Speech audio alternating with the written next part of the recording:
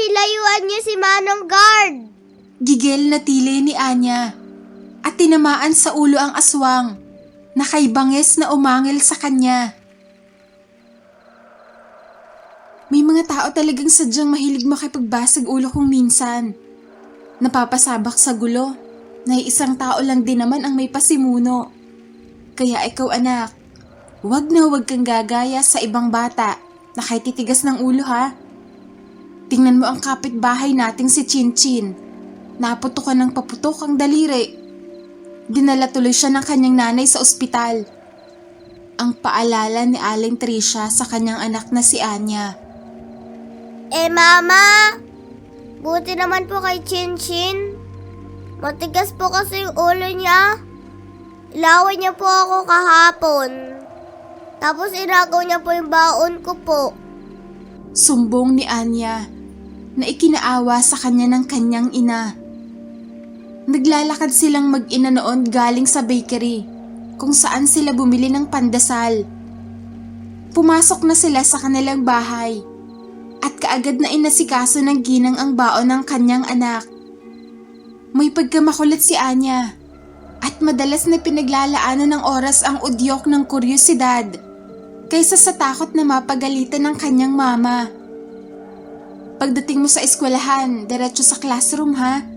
Ayoko na ng isa pang tawag ng iyong principal at malamang may ginawa ka na namang kakulitan. Wika ni Aling Tricia. Ngunit lingid sa kaalaman ng kanyang mama, labas pala sa ilong ang sinasabi nitong pagsang-ayon sa pakiusap ng kanyang ina. Nang makasakay siya sa kanilang school bus, kaagad siyang tinabihan ng kaklase niyang si Shane. Anya, sama ka sa akin. Sundan natin si Manong Guard para may ginagawa siyang masama. Namilog ang mga mata ni Anya. Kilala niya si Manong Guard. Ito ang gwardya ng kanilang eskwelahan na nakatira sa kagubatan sa likod ng eskwelahan. Iniiwasan ng mga estudyante ang matanda dahil pinaniniwala ang maitinatago itong agimat ng linta. Nakaramdam ng pananabik si Anya. Paniguradong ang lalaki na naman ang makikita nila mamaya sa kagubatan. Baka kung ano na naman ang ginagawa nitong kababalaghan. Hindi naman talaga dapat pinapakialaman ni Anya ang matandang lalaki. Ngunit sa dami ng naririnig niyang mga kwento mula sa kasamang kapwa estudyante ay hindi niya maiwasang mamangha. Nagagawa daw putulin ni Manong Guard ang kanyang kamay nang hindi man lang nagdudugo. Alam niyang masama ang gagawin niyang pagmamatsyag. Pero nang araw na yon, wala siyang kamalay-malay na sinundan pala siya ng kanyang mama sa eskwelahan.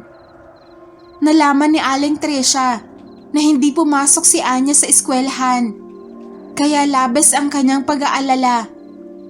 Nahagat niya ng tingin ang kaklaseng si Shane na papunta sa kakahuyan sa likurang bahagi ng eskwelahan, kaya kabado siyang sumunod. Nagbabaka sakali siyang naroon si Anya at magkasama ang dalawang bata. Hindi nga nagkamali si Aling Tricia. Naroon nga si Anya at gulat na gulat siya nang makitang naninilip ang kanyang anak sa isang maliit na kamalig kasama si Shane. Walang ingay niya itong nilapitan. Anya! Paanas niyang asik na ikinagulat naman ni Anya. Mama! Nagulat si Anya nang hilahin siya ni Aling Tricia palayo sa kamalig. Maging si Shane ay namutla at labis na nabigla sa bilis ng mga pangyayari. Anak, ano bang ginagawa niyo rito? Naiiyak niyang tanong. Kaya naman napayuko si Anya. Aling Tricia, sorry po. Ako po yung nagyaya kay Anya. Hindi nakatiis si Shane at sumabat na siya nang marinig ang panggagalaitin ni Aling Tricia sa anak. Anya naman, kailan ka ba magtitino anak? Hanggang kailan ka magiging sakit sa ulo? Magbago ka na. Ayaw ko nang palagi kang sinasaway. Paano na lang kapag napahama kayo dito? Nakagat kayo ng mabangis na hayop, mga insekto o nakatagpo ng masasamang loob. Paano kung nahulog kayo sa bangin o nakulong sa kuweba? Naggagalaitin itong wika na ikinayuko ni Anya. Naiiyak siya pero hindi niya naman magawang sumagot sa kanyang mama. Dahil tama naman talaga ito. Masyado siyang makulit at matigas ang ulo. Ilang beses na siyang pinapaalalahanan. Ngunit hindi naman siya nakikinig. Kaya alam niyang naiinis na sa kanya ang kanyang mama. Mabuti nga lang hindi ito kagaya ng ibang mga nanay na namamalo na ng kanilang anak. Si Anya kasi kapag napapagalitan ay hanggang sa pagsasalita lang nagiging maingay. Sorry po, Ma. Hindi ko na po ulitin. Huwag ka na pong magalit. Aniya, kaya inaya na siya ni Aling Tresha na umalis sa lugar na yon. Ngunit nagulat sila nang hindi sinasadyang mapalingon si Aling Tresha sa madilim na bahagi ng kakahuyan. Isang nilalang, nasa 8 talampakan ang taas, may matutulas na pangil at mahahabang kuko ang tumambad sa kanila. Naglalaway ito at mapupula ang mga mata. Halos hindi sila nito hinihiwalayan ng tingin. Kaya takot na itinago ni Aling Tresha sina Anya at Shane sa kanyang likuran. Diyos ko!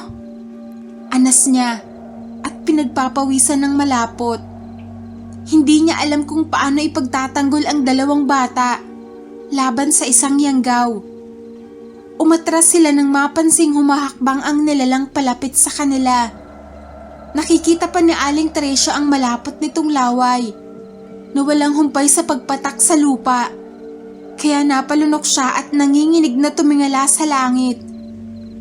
Sa lahat ng nilalang ay sa aswang siya natatakot ng husto.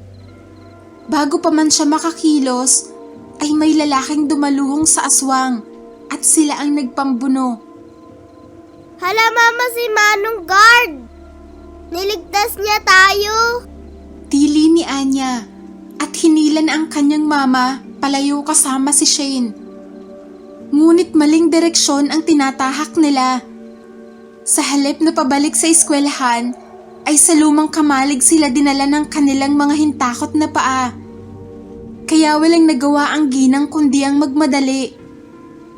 Magtago tayo, bilis! Ni hindi nakapayok si Aling Tresha nang masaksihan niya kung paano tila manok na kinatay ang Manong Guard sa harapan niya. Nais masukan ni Anya at Shane habang pinagmamasdan ang kawawang sinapit ng matanda sa kamay ng aswang.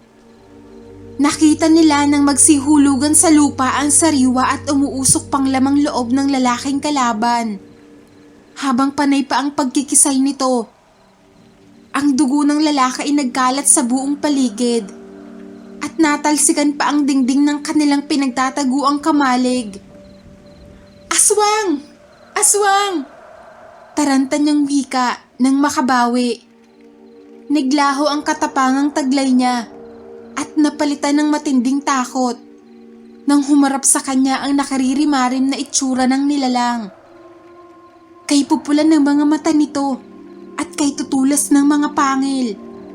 Sumisingasing ang nilalang na tila pinapaalis siya, subalit hindi niya magawang gumalaw. Nanginginig ang lahat ng kanyang kalamnan at nanunuyo ang kanyang lalamunan. Pakiramdam niya ay tinakasan siya ng sariling kaluluwa. Pagkakita niya sa krimeng ginawa ng nilalang, kita ng 2 niyang mga mata kung paano kinain ng nilalang ang tumitibok-tibok pang puso ng kanyang kalaban na agad nitong ikinasawi. Sa labis na sindak ay hindi na nagawang makatakbo ni Aling Tresha. Labis-labis ang takot ng kanyang nadarama. Mas sumidhi pa yon nang humakbang ang nilalang at nakangising tumingin sa kanya. Ma, natatakot na po kami. Naiiyak na wika ni Anya. Umiiyak din sa Shane. Kaya sa halip na magpasindak, ay nagdasal ng taimtim ang ginang. Tagaktak ang kanyang pawis sa labis na takot. Nakita niyang humakbang papunta sa kinaroroonan nila ang aswang. Tumulo ang laway noon at nandiri sila nang makita ang iilang peraso ng lamang loob ng kawawang gwardya na sumabit sa ngipin nito. Mapapatayin po tayo ng aswang? Naiiyak na wika ni Anya, punong-puno ng pagsisisi sa kanyang mukha. Hindi niya akalain ng dahil sa pagsuway niya sa paalala ng kanyang mama, ay mapapahamak sila sa kamay ng aswang. Nang mahimatay si Aling Tricia sa labis na takot, ay nag-unahan na sa pag-iyakan sina Anya at Shane. Mama! Aling Tricia! Huwag ka pong pipikit! Humahagulhol ng wika ni Shane, na kaagad namang natigilan nang mahagip ng tingin ang nakahandusay na katawan ng patay na si Manong Guard sa likuran ng halimaw. Nagulat siya nang makitang dahan-dahang naghihilom ang mga sugat nito at nagkaroon ng mga nawawalang parte sa katawan. Bumangon si Manong Guard at sinigawan ng aswang. Ako ang harapin mo nila lang.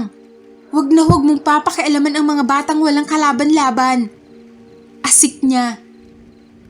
Namangha sina Shane at Anya sa kanilang nakita. Tila ba wala man lang bakas ng pagkamatay na nangyari sa lalaki dahil mas malakas pa ito kaysa sa kanina. Paano nabuhay si Manong Guard? Siguro naligtas siya ng kwintas. Meron siyang agimat. Nabubuhay pa rin siya. Kahit napuputol yung katawan niya. Mangha nitong pagbibigay ng impormasyon sa kanya. Nakita nila nang sumingasing ang aswang at padaskol na dumaluhong kay Manong Guard. Ngunit matapang lang nitong kinalaban.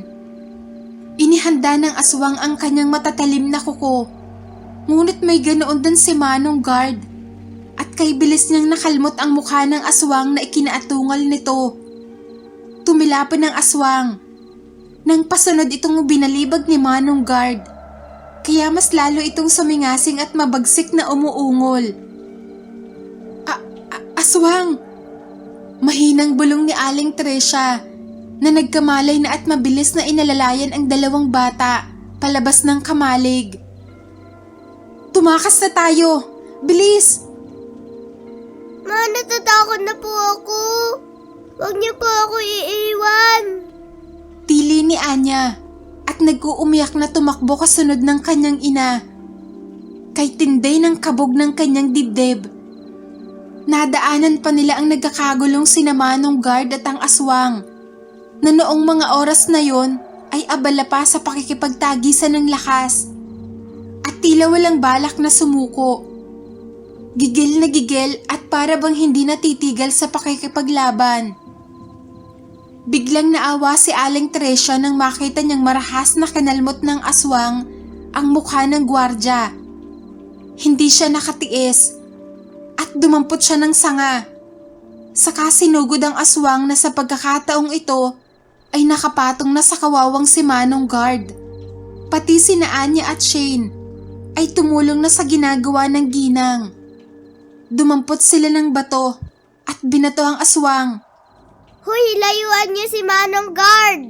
Gigil na tili ni Anya at tinamaan sa ulo ang aswang na kay bangis na umangil sa kanya. Si Shane naman ay inabala ang pagbato sa likod ng aswang at naghanap ng baging. Kaya ang nangyari, pinagtulungan nilang sakalin ng aswang sa liig gamit ang baging. Umatungal ang aswang at galit na ipinagbabalya sina Anya, Shane at Aling Tricia. Mas lamang ang lakas ni Manong Guard para harangan ang kakaibang lakas ng mayroon ng aswang. Kaya nagkaroon sila ng pagkakataong masaktan ang yanggaw. Masama kang aswang! Dapat sa'yo ikulong! Masungit na wika ni Anya. Hanggang sa maisipan ni Manong Guard na tanggalin ang kanyang agimat na kwintas. Isa itong langis ng linta na siyang nagpuprotekta sa kanya laban sa masamang mga nilalang. Kahit anong sugat ng mga ito sa kanila, ay hindi siya namamatay dahil sa taglay na kakayahang mayroon ng agimat. Nagdasal si Manong Guard, saka pinatakan ang mukha ng aswang na biglang umusok ng mga oras na yon. Sumigaw ito sa sakit nang makitang nagkanda sugat ang kanyang mukha, nang dahil sa langis hanggang sa tila matunaw ito. Kadiri! Napasok si na Anya at Trisha sa nakita lalo na tila nalulusaw na kandilang gumugulong ang mata ng aswang papunta sa lupa. Nang manghina ang aswang at bumalandra pabagsak sa lupa, nangihinang bumangon naman si Manong Guard. Pawisan silang pareho at hinihingal. Bumalik siya sa kinaroroonan ni Aling Trisha na noong mga oras na yon ay yakap naman ang kanyang anak. Sa susunod mag-iingat na kayo. Hindi kayo dapat napapagawi sa lugar na to kung hindi kinakailangan. Marami nang nabiktima ang nasabing aswang, kabilang ng aking pinakamamahal na anak. Malungkot at naluluha nitong wika na nagpayuko sa dalawang bata. Mama, sorry po. Naging makulit po yung ulo ko. Naiiyak na namang wika ni Anya. Labis-labis ang pagsisisi nilang dalawa ni Shane. Walang paglagyan ang kanilang takot dahil sa kanilang pagiging makuryoso. Mabuti na lang, naligtas sila ni Manong Guard sa muntikan ng kapahamakan. Ang gwardya ng kanilang eskwelahan na akala nila masamang tao, ngunit hindi naman pala. Naiintindihan ko na masyado kang mapagtuklas, anak. Pero sana tinitingnan mo kung may mapapahamak ba sa bawat bagay na gagawin mo o wala. Kung nagkataon na wala ako, o kung hindi tayo nailigtas ni Manong Guard, paano ba tayo makakalayo sa aswang? Hindi mo dapat ipinagsasawalang bahala ang mga payo ng magulang, Anya. Lahat ng aming ginagawa ay para lang din naman sa inyong kabutihan. Malumanay ang boses na paliwanag ni Aling Trisha. Pangako po, hindi ko na po mauulit. Huwag ka pong magalit. Pangako po, Mama. Hindi na po ako magpapasaway. Maging si Shane ay nakayakap din sa kanilang dalawa. Kaya naman masaya silang umuwi sa kanilang tahanan. Mula noon, hindi na naging matigas ang ulo ni Anya. Nagsilbing aral sa kanya ang nangyaring katatakutan sa kagubatan nang dahil lamang sa matinding udyok ng kanyang kuryosidad. Ipinangangako niyang hindi nagagawa pa ng mga bagay na ikasasakit ng ulo ng kanyang mama Trisha. Si Manong Guard ay nasa kamalig pa din at hindi na ginagawa ni na Shane ng kwentong katatakutan ng ibang estudyante. Sa halip itinuring nila itong bayani na nagligtas sa kanila ng kanyang mama. Kaya pala hindi niya maiwan-iwan ang kamalig dahil doon ay himlay ang kanyang pinakamamahal na anak. Mabait si Manong Guard. Hindi siya masama. Niligtas niya tayo. Sigaw ni Anya. Totoo yun. Mabait nga siya. Tsaka hindi siya takot sa aswang. Ang galing, no? Sigunda naman ni Shane habang ibinibida sa kanilang mga kaklase ang tungkol sa katapangang ipinamalas ni Manong Guard.